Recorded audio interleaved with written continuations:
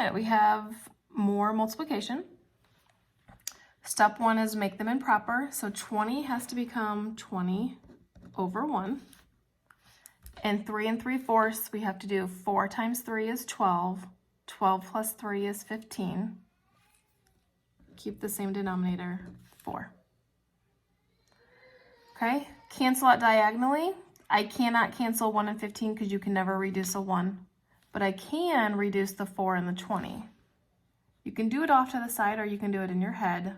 If I'm reducing 4 20ths, I know they're both divisible by 4, so I'm going to divide them both by 4. 4 goes into 4 once, 4 goes into 20, 5. Multiply straight across, 5 times 15 is 75. 1 times 1 is 1, and anytime you get a number over 1, your final answer is that number. Okay, next one.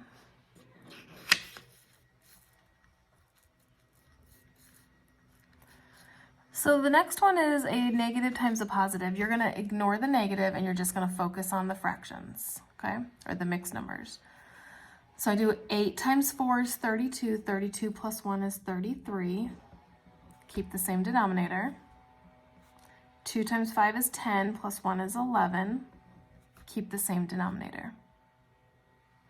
Okay, unfortunately, we cannot cancel 8 11ths, and we cannot cancel or reduce 2 over 33. So that means we're going to have to multiply straight across.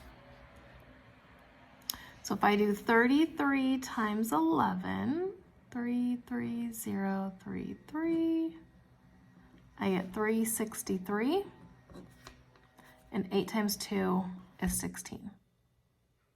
So now we got ourselves a nice big number, that improper fraction that we're going to have to divide. And I'm not sure, I don't think your multiplication chart will go that high.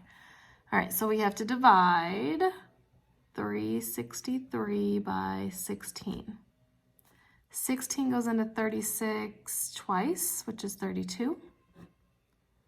Subtract, bring down. 16 times what is something close to 43? Well, 16 times 3 is 48. That's too much. It's going to have to be the 22 again, or the 2 again, which is 32. And subtract, you get 11. We're out of numbers, so we are done. So we get 22 and 11 over 16. 22, 11 16ths. A negative times a positive is a negative.